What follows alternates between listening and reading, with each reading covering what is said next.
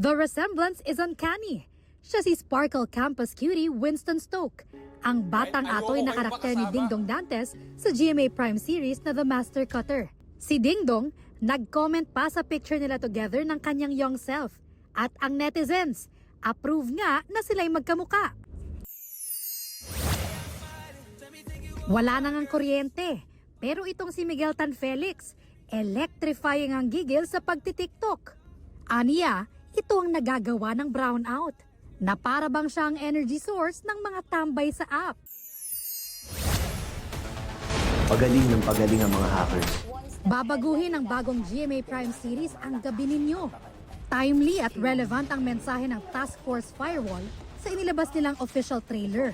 Isang maling click lang, pwedeng magbago ang lahat.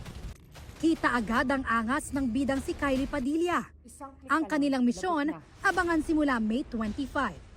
Bea Pinlac, GMA News. One step ahead lagi dapat tayo. Kailangan ng malakas ang pagbabantay. Kailangan nila tayo. Ito, trabaho ng Task Force Firewall.